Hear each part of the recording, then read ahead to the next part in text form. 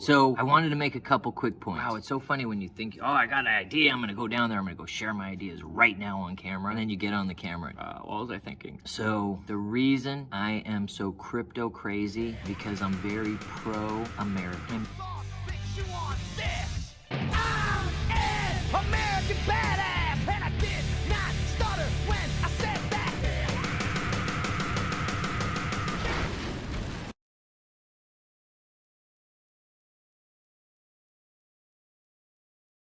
Pro-freedom. The U.S. Constitution was based on the Native Americans, 5 civilized tribe or 6 civilized tribe. They had a union. And that's why we call, in order to form a more perfect union. So their union had lasted like 600 years or more. It was created when the great peacemaker had brought peace to these 6 warring tribes: Onondaga, the Oneida, the Seneca, Huron, Mohawk, and they were tribes of the Northeast. And I've learned this story before a few times. So what's so unique about America is the freedom. And we based that freedom because the Native Americans were such free people. When we first got here, we were real impressed with their form of government because it depended on the consent of the governed. And there was always the place where if you didn't like the leadership was, you could just leave that tribe and start your own. There's a certain amount of freedom there, and that's why we created freedom of religion. Like I said before, freedom of religion isn't really about being able to worship the way you want, but it's about being able to change your religion. One of the things about Islam, they can't change their religion. If you leave Islam, you can be killed for leaving that religion. It's like a cult. It's not like a cult, it is a cult. And they'll kill cult members who leave. They'll even kill cult members who disobey some of their rules. We had those kind of rules in the Bible. Stoning. Jesus was almost stoned. Paul was almost stoned. Stephen was stoned. There was a lot of people that died in that method. Now we like to get stoned, man. So,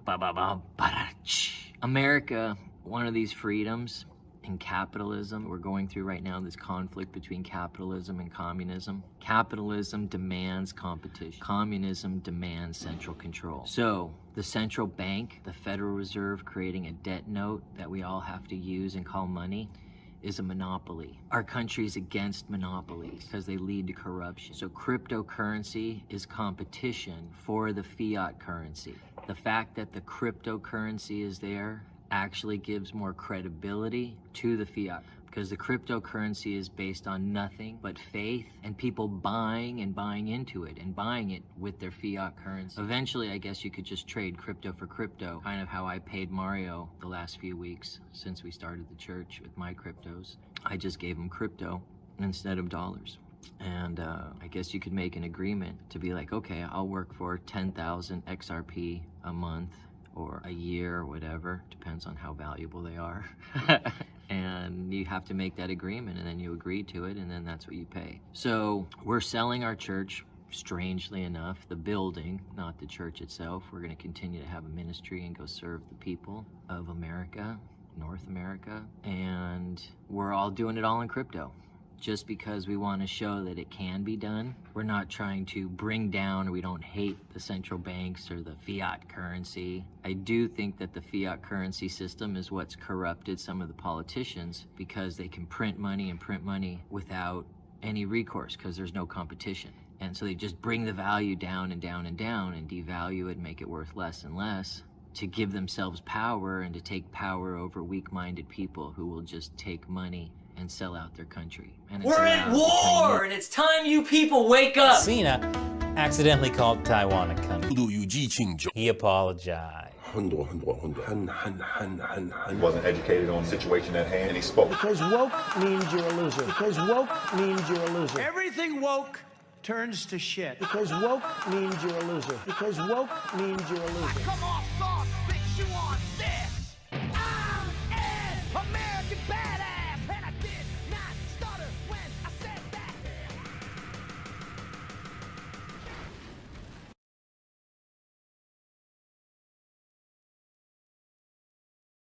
Turn your Bibles to Revelation 6. I've always wanted to say that. Revelation 6.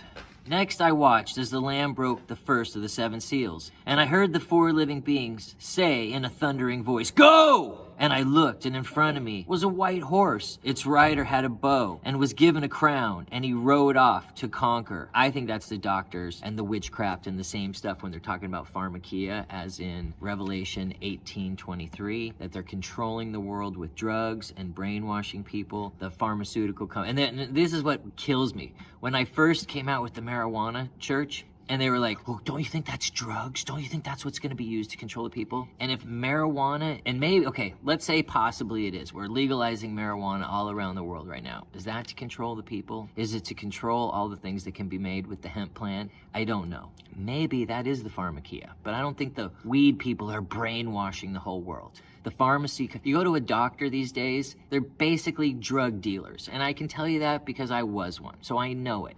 They're giving away samples for free all the time. Here, take one of these. My grandma tried Xanax. My grandma was one of the first people I knew on Xanax because my uncle gave her free samples all the time because he was getting free samples. My grandmother loved them, which gives me a little more insight into my partying grandmother. Now, you heard about my religious grandmother who saw angels. My other grandmother, who I lived with her, she's a beautiful woman. I love this lady. I was holding her hand when she passed away. She smoked pot, ran an illegal card game, and did drugs. She died in her mid-80s. She was the funniest, coolest lady you'd ever meet. One of the stories, I used to drive my grandmother around. I spent a lot of time with her the last couple years of her life. I had a dream that both of my grandmothers would pass away, and when I lived in Mexico, the first time I moved to the Yucatan, 90. So I had a dream. My grandma Irma was getting on the bus, and she got on the bus without me, or I got on the bus without her and was saying goodbye, and I thought, oh shit, she's gonna go. My grandma said, oh, you think I'm gonna die? And this was like 20 years before she died. She's like, well, you better spend some time with me. So we did spend more time with each other her last 20 years of her life. And she was much nicer between 80 and 100 than she was between 50 and 80. So as I'm taking care of Granny Annie, my pot-smoking grandmother who lived in the penthouse in Beverly Hills, who ran the illegal card game, all 5 feet of her was so funny. She had a great sense of humor. She loved to gamble. So I take her to bingo about once or twice a week. So one day I pick her up, and my father always said, I never honk at old people.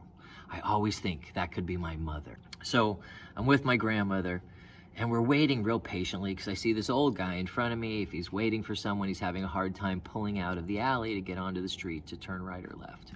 And I'm just patiently waiting there. I don't care. I'm just picking up my grandmother. So suddenly, my grandmother leans over to my side of the car where I'm driving and slams on the horn. And she's like, oh, get that asshole to move. She swore all the time like a sailor. Told dirty jokes. So she's the daughter of a rabbi. She then tells me to pull over like right next to the guy. I think, oh, maybe she knows him. She wants to say goodbye. So I stop. She rolls down her window and she goes, Jesus, where'd you get your license? Sears Roebuck? Sears Roebuck is like the Amazon of the 1800s, early 1900s. Getting back to the Bible now. So when he broke the seal, he was given a great sword. All right. When he broke the first seal, it was the doctors. And this is what I was saying. They pretend to be Jesus. They're in their white robes. We're healers. We're the pharmaceutical companies. We're the pharmakia.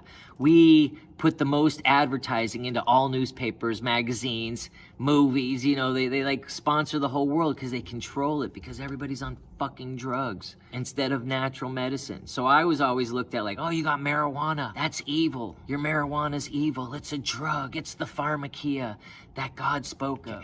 Point is, the Bible's correct. You're gonna have to choose what you believe. I'm not saying I'm always right. I'm not a prophet. Crypto all the way. Buy our NFTs. Check out the second commercial we made today. We're at war, and it's time you people wake up. Because woke means you're a loser. Because woke means you're a loser. Everything woke turns to shit. Because woke means you're a loser. So I talk a lot about failure. This idea of catastrophic failure. And I did not stutter when I said that.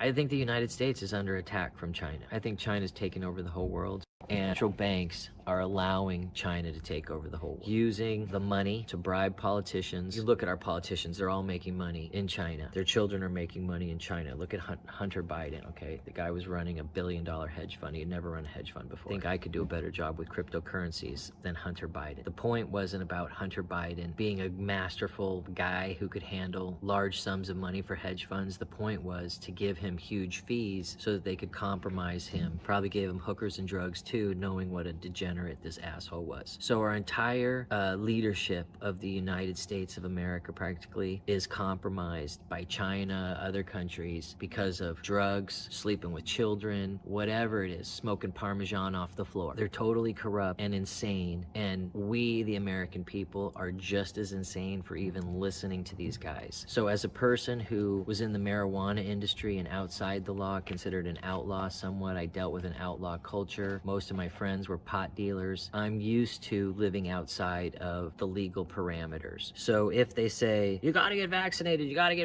or you can't be part of our banking system, you can't be part of our whatever system. She didn't want to take it. She didn't want to take it because of her religious beliefs. Nobody should have to decide between their livelihood, being a part of the team in the hospital, or take the vaccine so if right they now. say, you gotta get vaccinated, or you can't be part of our banking system, you can't be part of our whatever system, I don't give a fuck. I'm not getting vaccinated because I believe in God, God's healing power, and my freedom of choice. My body, my choice. And I'm very pro-life. But I want to not be stupid about this, and I'm not trying to start a civil war, and I don't think we, as the quote patriots, the guys who like Trump and support America, believe the police are still okay. That belief is slowly going away. There's so many corrupt police officers out there. But what I think we need to do is not fight. They want us to fight. They're looking for people to come and get their arms. We need to be armed to the teeth. We need to be prepared. We don't need to fight. All we need to do is stop supporting these assholes. Stop going to their businesses. Stop going to their restaurants.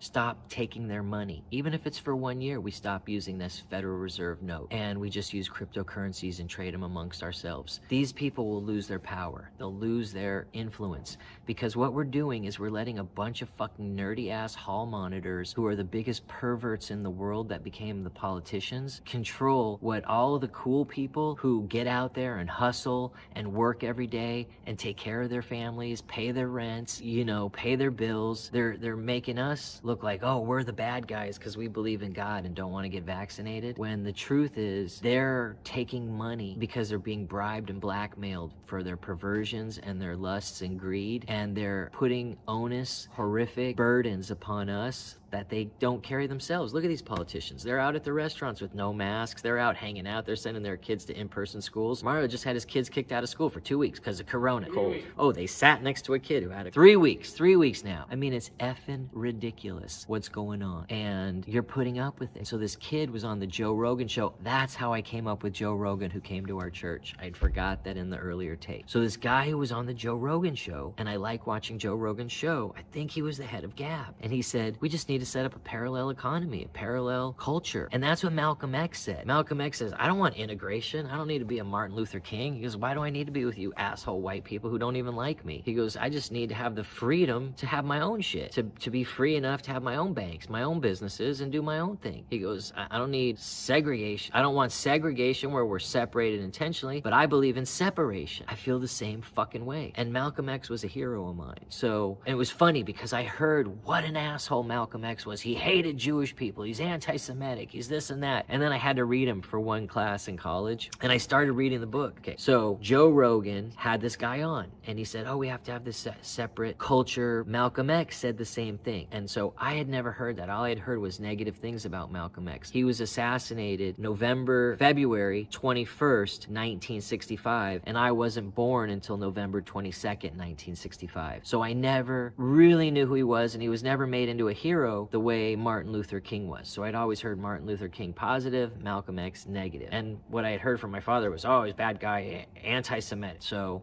when I was assigned this book to read, the autobiography of Malcolm X, written with the guy who wrote Roots, I read the whole book and I couldn't put it down. I read it in one night. And I eventually changed my name to Craig X Rubin because my family had changed their name. Unlike the people who had been enslaved and were forced to change their name, my family was enslaved economically, and Henry Ford would not hire Jewish people, so he published an anti-Semitic newspaper called the Dearborn Independent, and if you bought a Ford, you got to hear how bad the Jews were. So he was like fomenting anti-Jewish feeling here in the United States. It's interesting. I have such mixed feelings about that because I understand why people can say, oh, the Jews are so bad, because there's very few Jewish people in very important positions who do really horrible things. Oh, so Malcolm X, when I read the book, he's not anti-Semitic at all, but he's like, I don't need white people. He's like, I just want my own shit. I just want you guys to respect the laws of the country. And I'm like, okay, I have the same feeling. And that's why I was upset about marijuana, because it seemed like it was illegally done. They had ended prohibition of alcohol. They needed a new prohibition of something, and they came up with marijuana. And Henry Ford had showed how it could make a car that ran on hemp fuel, made out of hemp, was like grown from the ground, the whole car, and it wouldn't make us dependent on the Middle East or on ripping up our environment for the steel and the oil for the so